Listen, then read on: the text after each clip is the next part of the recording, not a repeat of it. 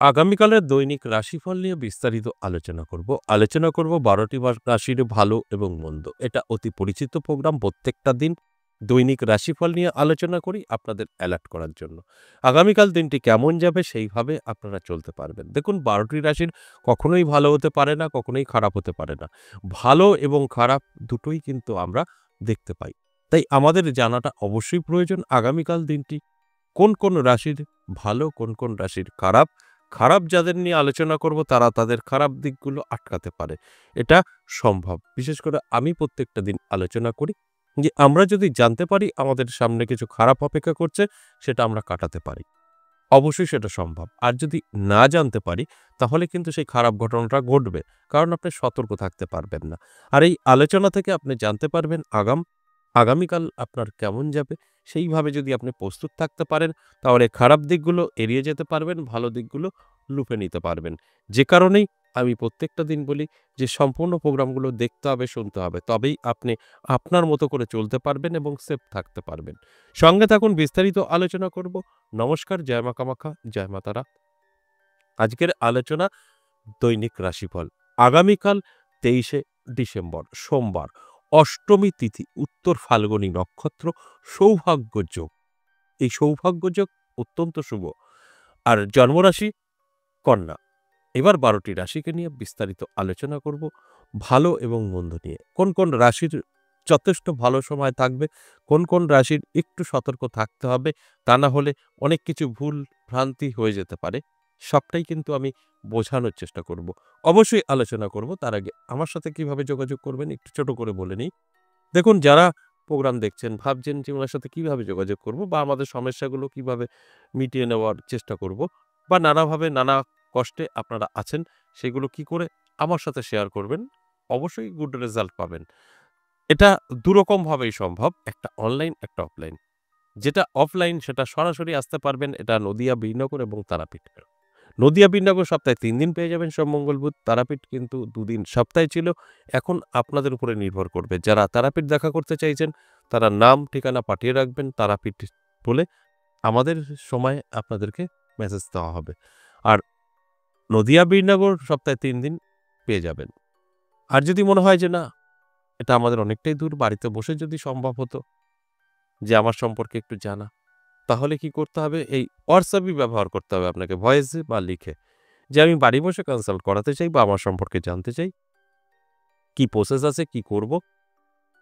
তখন আমাদের এখান থেকে আপনাকে জানানো হবে যে কিভাবে আপনি বাড়িতে বসে কনসাল্ট করাতে পারবেন। সেই প্রসেস কমপ্লিট করবেন। ২৪ থেকে ৪৮ ঘন্টার মধ্যে আপনাকে কল করা হবে। বাস হয়ে গেল। আপনি বাড়িতে বসে বা আমাদের এখানে সরাসরি এসে যোগাযোগ করতে পারবেন। তবে অনলাইনটা সকলের জন্য না। যাদের ধৈর্য আছে, যাদের সকলকে সম্মান, মান-সম্মান যেটা আমরা বলি যে বোধ আছে এবং আ ভক্তি শ্রদ্ধা করতে পারবেন, তারাই যোগাযোগ করবেন। যাদের মধ্যে এগুলো নেই, ভক্তি শ্রদ্ধা নেই, কাউকে সম্মান করতে পারছেন না, আপনার ধৈর্য নেই, তারা সরাসরি আসবেন। অনলাইনে কখনোই যাবেন না। আর কেন আসবেন? কোন দিক থেকে আপনারা এখানে এসে সহযোগিতা বা আপনাদের যে বিপদ থেকে বেরিয়ে আসতে পারবেন? আমি বলি সবকিছু। রোগ থেকে আরম্ভ করে গ্রহদোষ সবটাই আমাদের এখানে আসলে সমাধান হয়। এটা আমরা বহুবার প্রমাণিত, বহু লোক উপকৃত। তাই এখানে হবে না বলে কোনো ব্যাপার নেই, সবকিছু সম্ভব। শুধু আপনাকে যোগাযোগটা করে নিতে হবে। অবশ্যই এই নাম্বারটা পেয়ে কল করবেন না। এটা হোয়াটসঅ্যাপ নাম্বার, সবসময় বলা হয়। এটা হোয়াটসঅ্যাপে আপনাকে সব জানতে হবে। ভয়েস বা লিখে, এই দুটো ভাবে। এবার আসুন আজকের যে আলোচনা সেটা একটু বিস্তারিত আলোচনা করি। দৈনিক রাশিফল, এই যে ১২টি রাশির আমি অ্যালার্ট করার চেষ্টা করব। প্রত্যেকটা দিন আমি অ্যালার্ট করারই চেষ্টা করি যে এই দিক থেকে কিন্তু আপনাদের যথেষ্ট শুভ। আপনারা চোখ কান খোলা রাখুন, ঝাঁপিয়ে পড়ুন। আর এই দিক থেকে এই রাশির কিন্তু ভালো না। আপনারা সতর্ক থাকুন, এটা আটকাতে পারবেন। জাস্ট এতটুকু আপনাদের আমার মেসেজ দেওয়ার। তারপরে দায়িত্ব আপনার। আপনি কিভাবে আপনার জীবনটাকে আপনার মতো করে চালাবেন সেটা সম্পূর্ণ আপনার উপরে নির্ভর করবে। কারণ অনেকেই নিজের জীবনকে বরবাদ করে দেয়, আবার অনেকে নিজের জীবনটাকে সুন্দর করে সাজিয়ে তোলে। জানা শোনার পরেও সেটা আপনার পছন্দ। এবার আসুন এক করে রাশিগুলো বলি। ১ম এ মেষ রাশি যথেষ্ট পজিটিভ থাকবে। আগামীকাল মেষ রাশির জাতক জাতিকাদের কিন্তু খুব ভালো সময় থাকার কথা। কারণ প্রাপ্তি করতে পারে। যেকোনো জায়গা থেকে আপনার নতুন কোনো সুযোগ বা খবর আসতে পারে, যেটা আপনার জন্য অত্যন্ত অ প্রয়োজনীয়। তাই এই দিনটি অবশ্যই আপনাকে অ্যালার্ট থাকতে হবে এবং আপনার কিছু হলেও ইনকাম বৃদ্ধি পাবে, সম্পর্ক মজবুত হবে। স্বাস্থ্য যাদের অসুস্থ, এই মেষ রাশির সুস্থতা বোধ করবেন। অর্থাৎ সব মিলিয়ে যদি বলি পজিটিভ থাকবে। এরপর বৃষরাশি। বৃষরাশির জাতক-জাতিকারাও যথেষ্ট পজিটিভ এবং শুভ থাকবে। বৃষরাশির জাতক-জাতিকারাও কিন্তু মনের আশা পূরণ করতে পারবেন। নানাভাবে সুযোগ-সুবিধা আপনার জীবনেও আসবে। আপনি যেগুলো চাইবেন সেগুলো খুব সহজেই আপনি পেতে পারেন আগামীকাল। তাই আপনাকে চাইতে হবে। চাইলে তো পাবেন। তাই যদি না চান তাহলে পাবেন কিভাবে? সেইজন্যেই আপনাকে চাইতে হবে। যেই সুযোগগুলো আপনার জীবনে আসবে সেগুলোকে গ্রহণ করতে হবে। তারপর দেখবেন আপনি কিন্তু খুব সহজেই আপনার জীবনটাকে গুছিয়ে নিতে পারবেন। এটা কিন্তু সম্ভব। এরপর মিথুন রাশি, মিথুন রাশির জাতক-জাতিকাদের কিন্তু যথেষ্ট ভালো সময় থাকবে। মিথুন রাশির জাতক-জাতিকাদের আগামীকাল দিনটি কিন্তু পজিটিভ থাকবে। মিথুন রাশির জাতক-জাতিকাদের কোনো জায়গা থেকে হেল্প, সহযোগিতা আসতে পারে, প্রাপ্তি ঘটতে পারে। সেটা যেকোনোভাবেই হোক না কেন, এর জন্য আপনাকে কি করতে হবে? চোখ কান খোলা রাখতে হবে, অ্যালার্ট থাকতে হবে। সকলের সাথে ভালো সম্পর্ক রাখতে হবে। কোনো রকম মানসিকতা খারাপ করা যাবে না, মাথা ঠান্ডা রাখতে হবে। দেখবেন আমার কথাগুলো আপনারা মিলিয়ে নিতে পারবেন। কর্কট রাশির জন্য একটু সাবধানতা আমি বলব থাকতে। কারণ কর্কট রাশির জন্য খুব ভালো সময় কিন্তু থাকবে না। কর্কট রাশির নানাভাবে প্রবলেমে পড়তে পারেন। অশান্তি, ঝামেলা, উটকো ঝামেলা আমরা যেটাকে বলি, এগুলো চলে আসতে পারে। তাই সতর্ক থাকলে এগুলো আটকাতে পারবেন।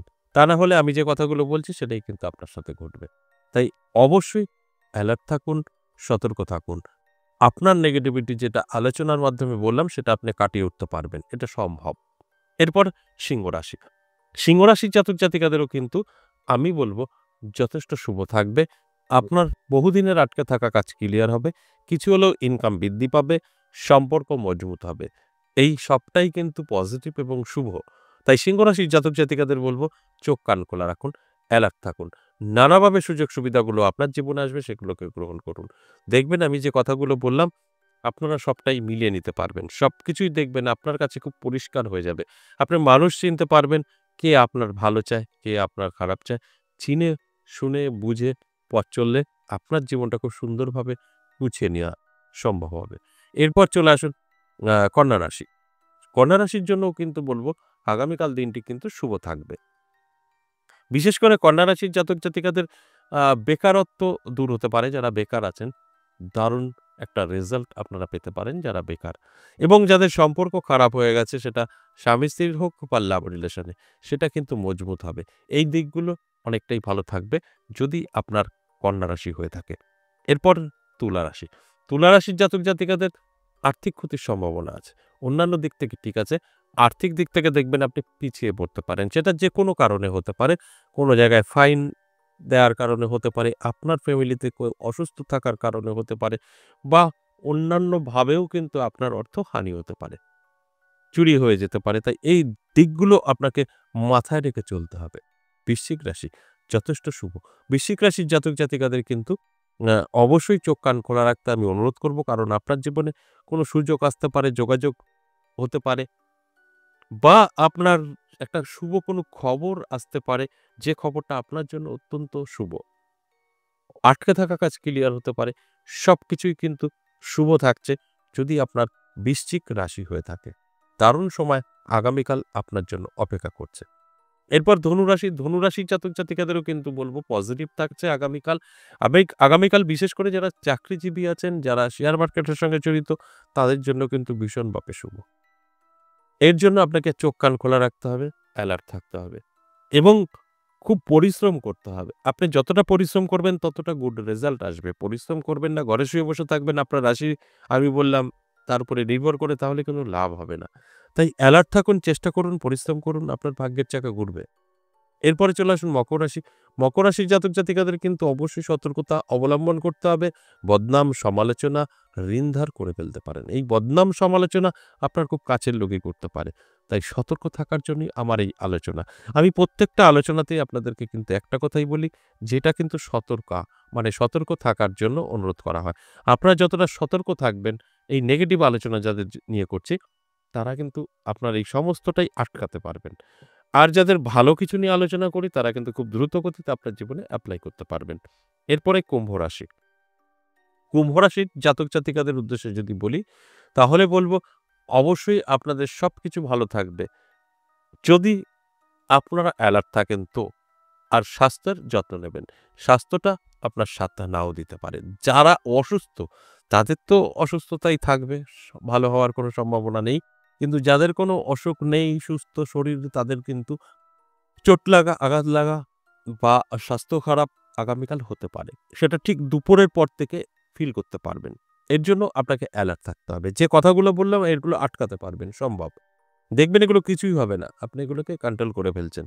এর জন্য এই আলোচনা যে কন্ট্রোল করা যায়। আমরা জানলে সেটাকে আটকাতে পারি, সেটা সম্ভব। এরপর সর্বশেষ সেটা মীন রাশি। দারুণ সময় থাকবে। আটকে থাকা কাজ ক্লিয়ার হবে। অর্থ এসে হাতে ধরা দেবে। সুযোগ সুবিধা পাবেন। অত্যন্ত শুভ থাকবে মীন রাশির জাতক জাতিকাদের। এই যে ১২টি রাশিকে নিয়ে আলোচনা করলাম দৈনিক রাশিফল নিয়ে, এটা সম্পূর্ণ এভারেজ এবং সর্বজনীন। এখানে কারোর ব্যক্তিগত জন্মছক বা হস্তরেখা বিচার বিশ্লেষণ করে আলোচনা করা হয়নি। তাই এটা কিন্তু আপনাকে বুঝে নিতে হবে যে আপনার সাথে আপনার জন্মছক বা হস্তরেখা বিচার বিশ্লেষণ করে দেখেননি, এদিকে এগুলো সব আপনার সাথে মিলবে তা কিন্তু নয়। 50% জাতক জাতিকাদের মিলবে, 50% জাতক জাতিকাদের মিলবে না। সঠিক জানতে হলে আপনার জন্মছক বা হস্তরেখা বিচার বিশ্লেষণ করিয়ে সঠিকটা জানতে পারবেন। আজ এ পর্যন্তই, আবারও আসবো নেক্সট ভিডিও নিয়ে। ততক্ষণ ভালো থাকুন। নমস্কার।